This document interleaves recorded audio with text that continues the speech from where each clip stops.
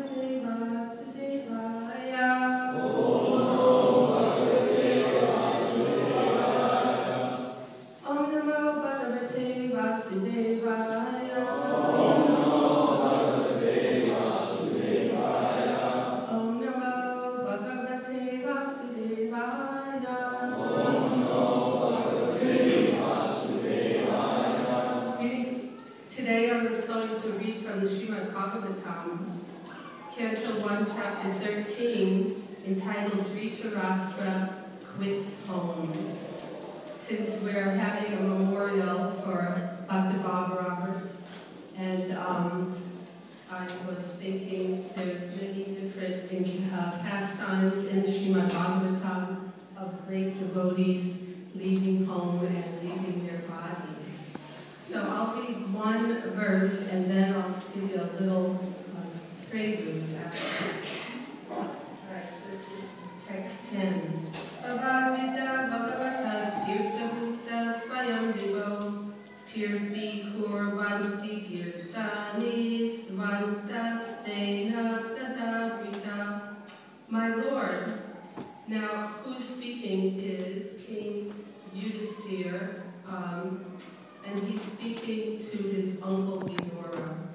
And he said, "My Lord, devotees like your good self are verily holy places personified. Because you carry the personality of Godhead within your heart, you turn all places into places of pilgrimage." Purport by His Divine Grace A.C. Bhaktivedanta Swami Srila Prabhupada.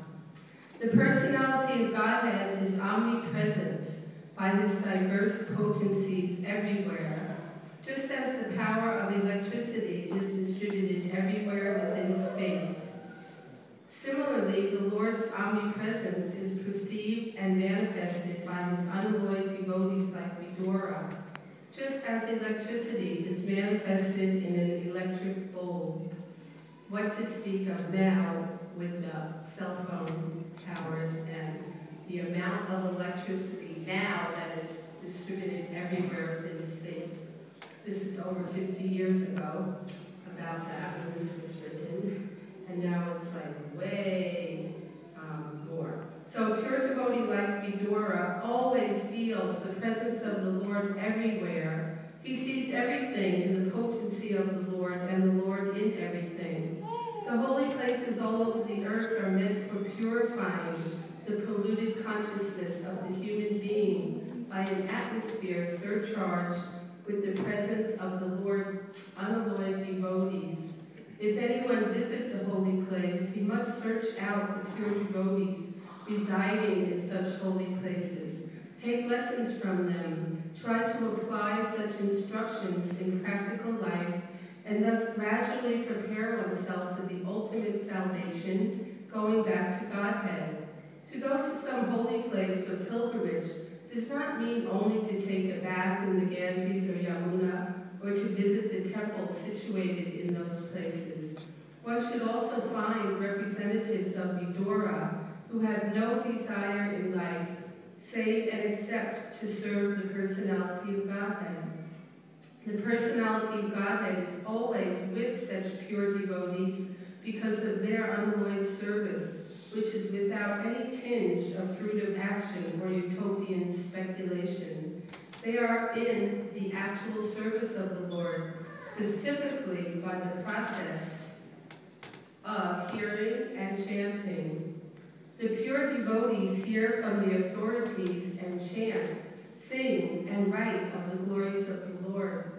Mahatma Vyasadeva heard from Narada, and then he chanted in writing. Shukadeva Goswami studied from his father, and he described it to Pariksit. That is the way of Srimad-bhagavatam.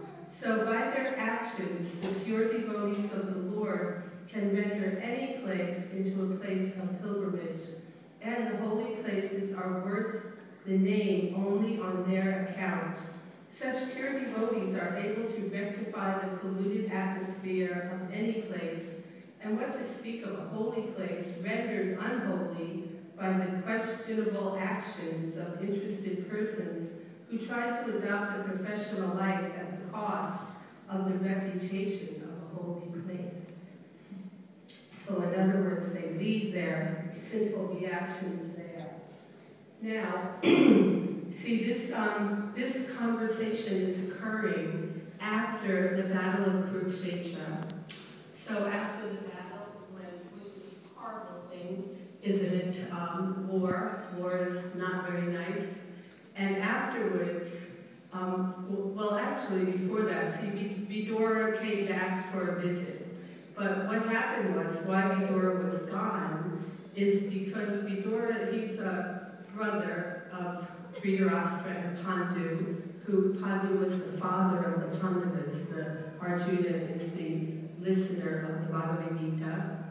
And so what happened was he was always looking after them because these little boys became fathers fatherless. At a young age, their father died. So they went to live with their uncle, Dhritarashtra, in his imperial palace. Now, Dhritarashtra, you see, he was born blind, although he's the eldest son, but because he was blind, he was disqualified from becoming the heir to the throne. So what happened was, it was meant to be, his brother was supposed to be the king, but then his brother died. So now, the son of his brother, Yudhisthira, was meant to be the king, but Yudhisthira was too young. So he took after them, but within his heart, it's explained, not only was he blind materially, but blind spiritually, because he was actually highly motivated that I wish that I was the king, and if I can't be the king, at least my son, Duryodhan, he should be the king. The only problem was Duryodhan was evil-minded. And so this Vidura, he saw that this King Dhritarashtra, you know, although he's taking care of these boys, really he has ulterior motive. And so he told him, you know, first of all, there shouldn't be a war. You should just give the Pandavas their rightful heir to the throne. You know, let them have the property that's due to them. And so what happened was Duryodhan, the son of this Dhritarashtra, he said, you should just kick him out of this palace and leave him only with his breath, nothing else. So when Vidura heard that, well, he just left voluntarily.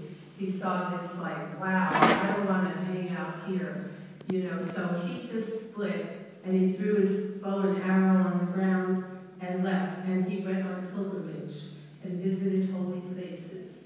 And of course, as we just read, a holy place, it's not all that holy unless you get association of holy people.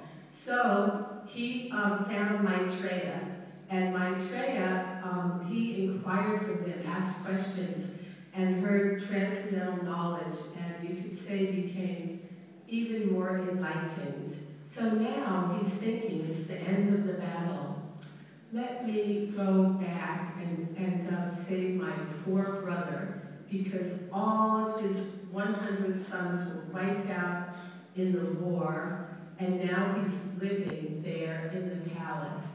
So Vidura comes, and when everybody saw, Vidura's here, they call Uncle Vidura's here, the whole palace, everyone, the men, the women, the children, they became so joyful.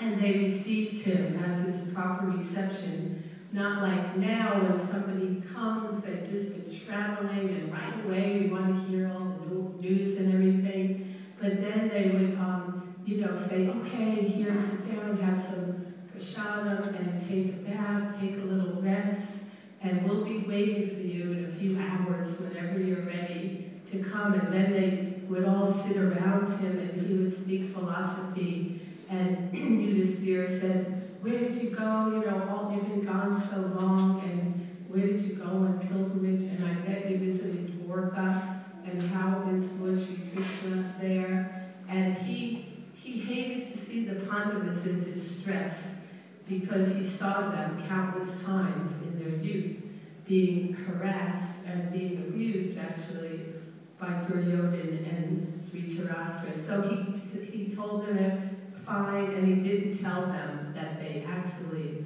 you know, were annihilated. They annihilated each other, the other dynasty. See, the Lord now is winding up his pastimes. Everything happens by the will of the Lord and by his potency of time. So now the Lord's winding up the battle. 640 million men wiped out in 18 days. So the Lord came, he comes, right? Paritranaya sadhunam vinashaya chatusvitam dharma samstarpaya sambhavani yuge yuge. Whenever there's a decline in religious principles and a predominant rise of irreligion, at that time I descend. So the Lord descended, and now he's ridding the earth of the demoniac forces. And so they're going, and then his own family members too. There's a fratricidal kind of kind of war due to intoxication and things like this, but he didn't want to tell them that. So what happened was he just started preaching to them, because Vidura, you see, he was into cooperating with the Lord, and he just wanted to be a servant, to serve the Lord in whatever capacity he could. And of course, his main capacity was serving through sharing transcendental knowledge. So then after he's talking to everyone, then he zones in alone. He goes to his oldest brother who's blind, and he said, Dhritarashtra, what are you doing here? First of all, don't you have any shame? You're living here just like a dog, eating the remnants of food given to you by Bhima. And Bhima killed his two prominent sons, Duryodhana and Dushasana. He had killed them in the battle.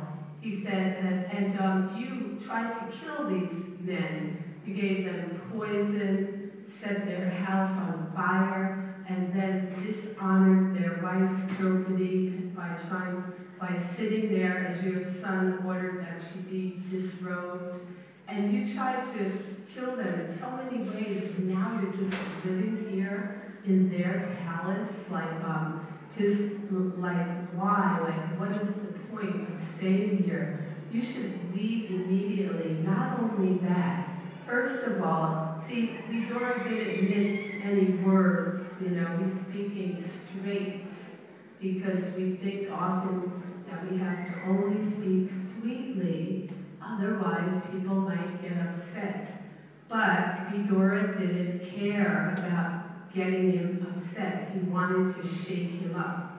He said, so you're born blind, and now look, your hearing is defective, and now your sense of smell is gone, and let's see, what else? Oh yeah, your liver is malfunctioning now, and let me see what other, oh yeah, you're coughing up mucus all the time, and now your teeth are battling, your teeth are falling out, your memory is short, you can't remember everything, and this is a warning. It's a warning that, okay, death is coming. And the Srimad-bhagavatam, is Nitya Krishna here? He gave Srimad-bhagavatam class this morning. He was talking, oh yes, he was speaking about the dynamic nature of the Srimad-bhagavatam, how it's alive. And it's like always accommodating, our level of how much we can hear it. Like these instructions are very, you could say, harsh in a way, and our subconscious has a way of kind of protecting ourselves, not getting too disturbed, and just kind of putting it on the back burner. And one thing I realized is, I read this chapter way back when I was brahmachari, when I was like 22 years old, and like, cool. And now that I'm 61 years old, now it has total different meaning, because now I'm approaching Dhritarashtra's age, and now I'm having defective senses, and I'm seeing all the warning signs. And then my dear friend Bob passed away, and not only Bob, like I have thousands of photographs, and Bob Roberts took about half of them, and my friend Colleen is going to put them on digital now. But as I went through those pictures, like at least maybe 1/6 of the devotees have passed away. And I'm like, wow, like that one passed away, that one, that one, that one. And like, who's next, right? Like when you're young, you think, oh, only when I'm old, but old age comes fast, because the older you get, the faster time goes. Remember when you were 3 and thinking, when will I ever get to go to kindergarten? kindergarten, like I want to go to kindergarten so bad, and you're thinking it's never going to come, and then you're in first grade, and when will I ever get into, middle school? That's never going to come, and then high school, 4 long years, and we're thinking in the future, it's such a long time, but when we look back 5 years, it was just a flash. And you think 5 years forward is a long time. And for real, the older you get, the faster time goes. So now, so he's telling them, you should just leave here immediately without telling anyone. This is the recommended process. That's what I mean about, are we ready to hear such thing?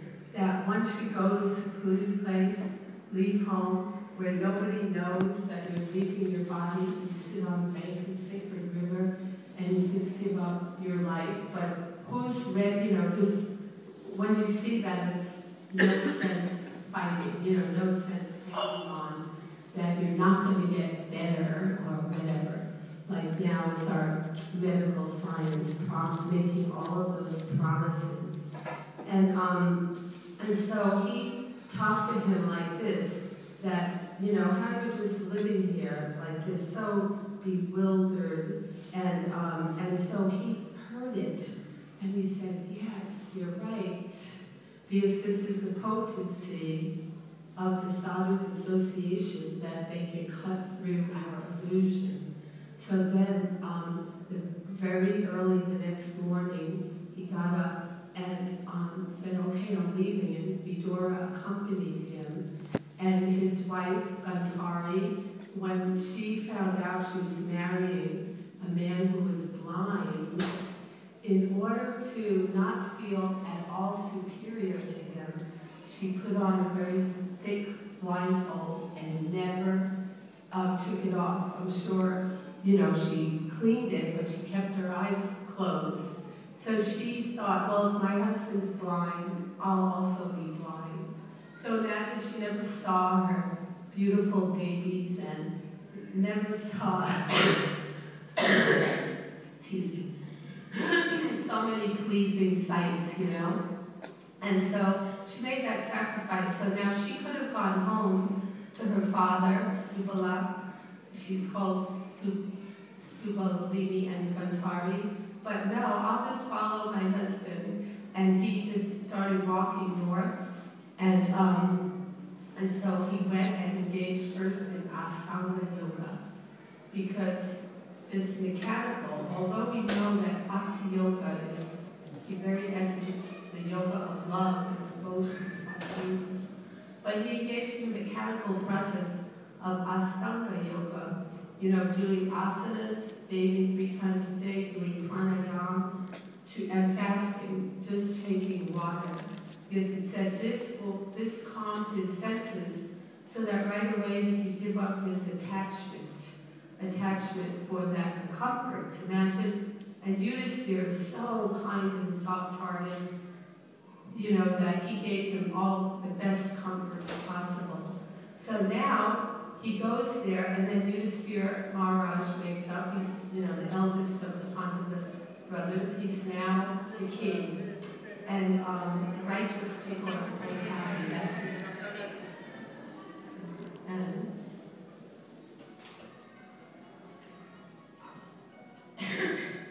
And so he gets up and he does his sadhana, offers his prayers and bathes and does a fire sacrifice.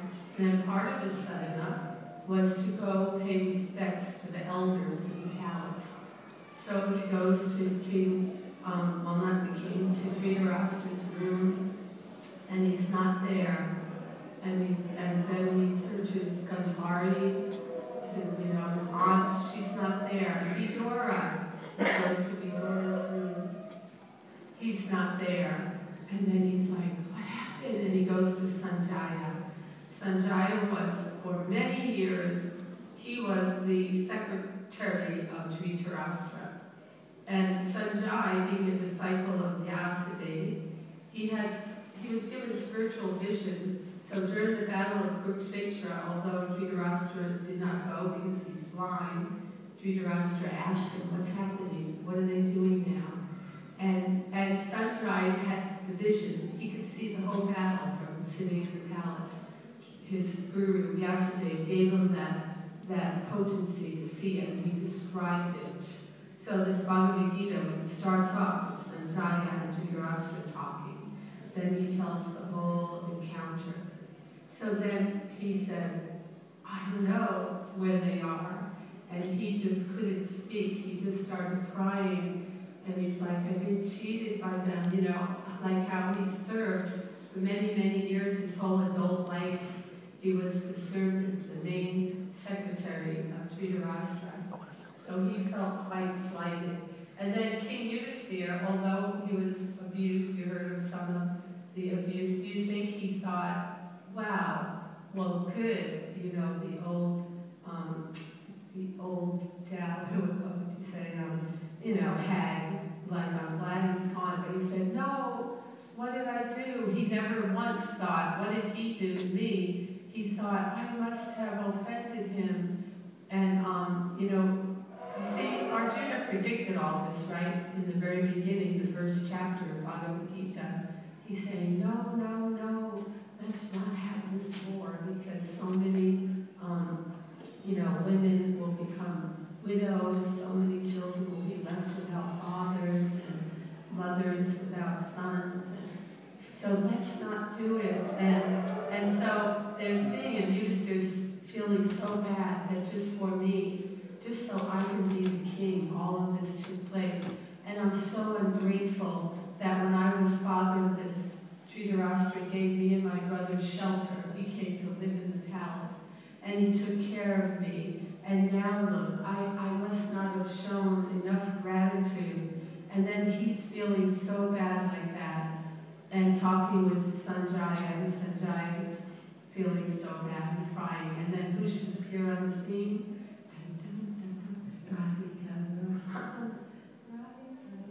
Who's that? Right, so Narada Muni comes. Narada Muni always shows up at the right place at the right time. And Narada Muni and Yudhisthira's like, oh, like, welcome, welcome. You know, how happy I am to see you. And then Narada Muni starts preaching to him. You know, and Narada Muni's telling him that, you know, this is just how it goes. This is the influence of time. In this chapter, time is mentioned 4 times. It speaks about time. And he's telling that that this is like the plan of the Lord, that all of this is happening due to him, that those who you knew, you know, they're gone now. And now there's nothing you could do about it, because Narada had spiritual vision. He could see your uncle has gone up to the Himalayan mountains, engaged in Ashtanga yoga. And why didn't he engage in pure bhakti? Why? Because Vaishnava Aparad. Because he offended the Pandavas, and they're all great devotees. Because of Vaishnava Aparad, he was prohibited. See, bhakti, it's relatively easy, but it's also easy to lose if we offend Krishna's dear devotees. So he never got like pure bhakti in this lifetime, but he got, you know, elevation, and he got that company of his brother. So then he did this, and he meditated, and then the yogis, there's a fire within our body, you know, earth, water, fire, air, mind, intelligence, ego. So the yogis can meditate on the elements of the body, so they meditate on the fire.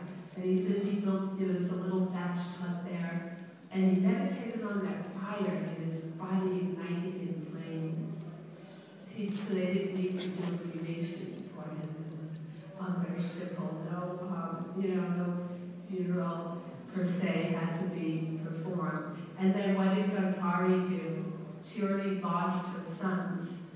She was so grieved by the loss of her sons, and now her dear husband. So what does she do? You know, like, I don't know if there's any elderly Indian people here, but even Prabhupada writes 50 years ago, but now it's almost 100 years ago, that it was called the sati rite. And Gantari, she said, well, to be without my husband is worse than fire, worse than burning. You know, they don't have like a welfare system and all of that. And although there's the relatives, she just walked right into that fire. Can you imagine? We know if we just touch near a fire, like the ghee lamp too close, how painful. And just how much she had to focus her mind and concentrate. We walked right into that fire so that she could die with her husband. And then when he went to the next destination, she would also go there. And so she just gave up her gross body like that. And then Vidura, he just walked away. So Narada could see all this before it happened. He said, in about 5 days, he's going to leave his body, but 5 days, you know, so don't go there. He said, well, what can you do anyway? Because the living entity is bound. We're bound in this material world. He said, first of all, you're bound by kala, by time, that everything deteriorates over time as much as we endeavor to make it perfect. And then you're bound by karma. No matter what you do, if it's your karma, a certain situation must happen. And you're bound by the modes of material nature. So the modes, goodness, passion, and ignorance, only one in the mode of goodness can do some good, but even that some good, there's also those other two factors. Even the mode of goodness, then there's also karma, there's also time. And those in the mode of passion and ignorance, they don't really exactly know what to do because the vision is not proper. So he's saying, don't worry about it. You know, there's nothing more that you can do. You just have to now take total shelter of the Supreme Personality of Godhead and just realize that there's nothing else but his shelter and his devotional service. So Narada Muni, like, always comes in and gives transcendental knowledge. And so Yudhisthira, his heart was pacified, and Sanjaya too, and he was able to realize. And of course, you see, when Vidura went, he didn't preach like this to Yudhisthira because he knew Yudhisthira already knows, and Yudhisthira is already going to leave home and go and voluntarily give up his life and engage in meditation and devotional service. So he didn't have to preach to him. So when this happened, Vidura, he felt happy, he felt both delight and grief. He was delighted that my brother, he was pulled out of that situation, and now he's on to a better destination. And then, of course, grief, missing him, but also that he didn't achieve the highest. He wasn't ready for the highest bhakti yoga. Okay, so so we all have this great fortune, and we also can take advantage of the Srimad-bhagavatam, this dynamic living literature that will always speak to us and will grow with us as we grow. So that's why it's not like a novel that you can read once and I already heard that. So we may have already heard the Srimad-bhagavatam, but because we are evolving in different ways, it will always take on new meaning, and our consciousness will hopefully be expanding so that we're more receptive to the message of Bhagavatam, because it's way deeper than we can perceive that it is right now. But the more that what the only solution is continuously, right? That to continuously hear Bhagavatam, and more will be able to have this spiritual vision. And so before we glorify Bhakti Roberts or remember him, would anyone have any comments or questions on this topic? Yes, Adi Raj. Oh, do you want to say your favorite verse from here? Say what?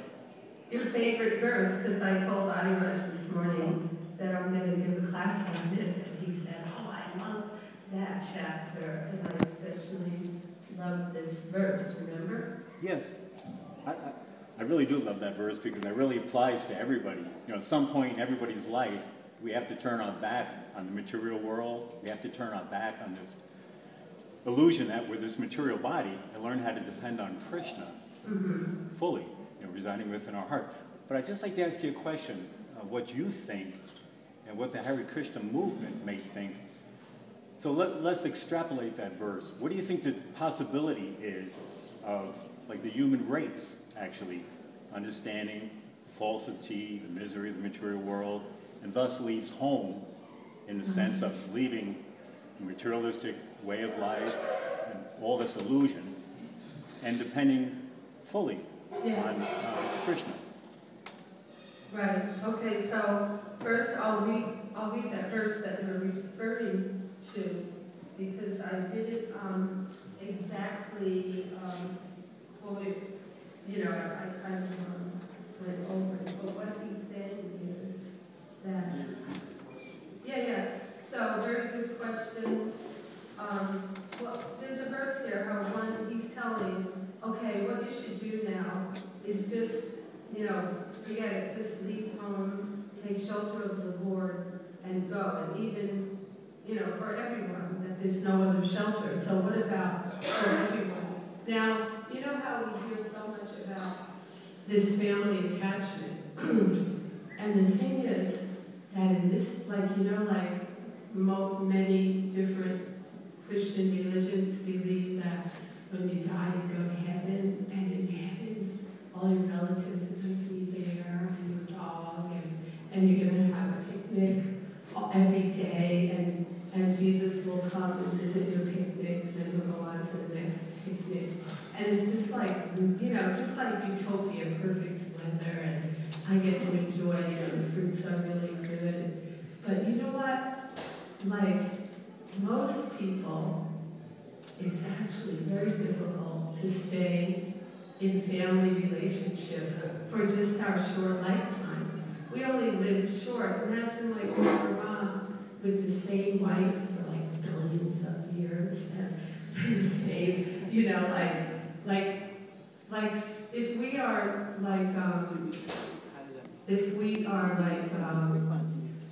pious, maybe people will say, okay, well, I'm going to stick it out because it's a short life anyway.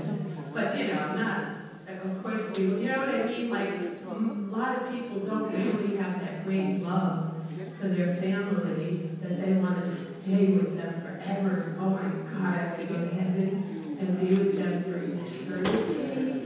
You know what I mean? Like, certain family members, perhaps.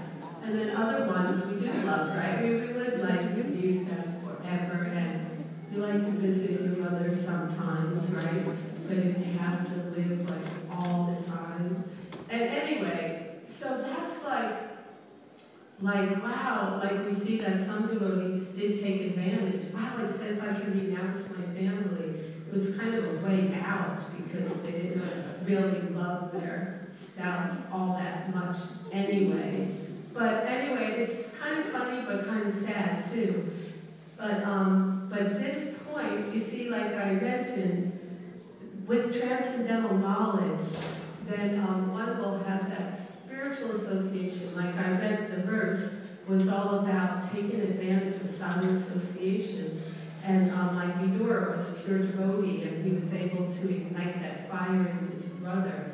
And not that we, you know, although that we just leave home and just sit on the bank. I mentioned earlier, like we're just not ready for all of this, and we put it on the back burner, and we heard it, so it's still there. It's still there. We know what the ultimate is, have the total surrender to the Lord, you know. But yeah, these teachings, as you know from your preaching work in the gardens, and how it's meant for everyone, and the masses of people as well, but somehow it has to be presented in a way that can be lived, you know? You want to add something? Loud. One comment and then a question for you. The course of action that was recommended to Dhritarashtra was not what would be recommended to a person in day-to-day society. What was recommended to a qualified person was to stay put in your position in the family, your position in the school, your society, and simply add Krishna consciousness. Chant Hare Krishna, read bhāgavatāḥ, come to the temple on Sunday. And associate that with the reason Dhritarashtra was offered such an extreme course of action because he wasted his life as a king. And he was, as you mentioned, an old feeble man who couldn't take up any of the process. So he wanted to die in a very rigorous way. Right. But what I would like to ask you is how it's possible we, in our position in society, which makes us feel very comfortable, I'm not going to die today or tomorrow, I'm going to die.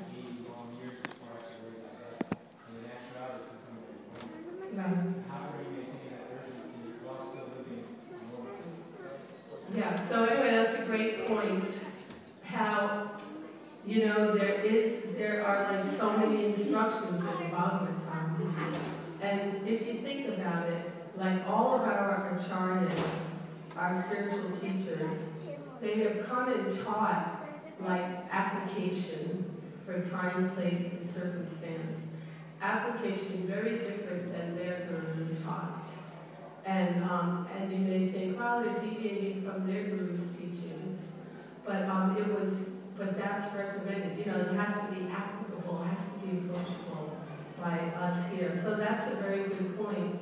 And at the same time, there is room for total renunciation and total dependence where there is no other engagement also, right? For the renounced order of life, where one is engaged wholly and solely in glorifying the Lord and teaching others to also take up devotional service.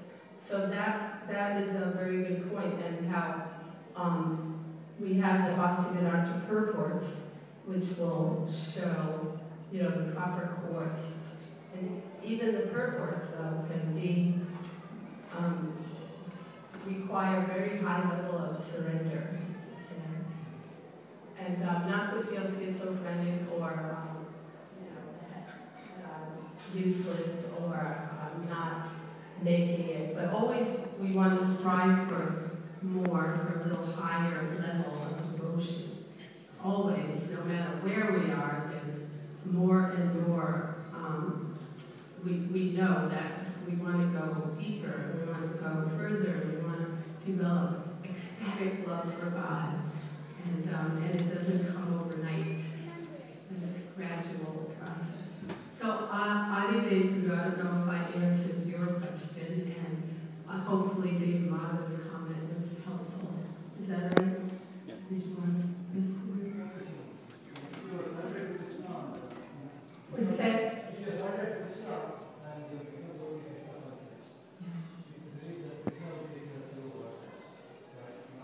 That's right.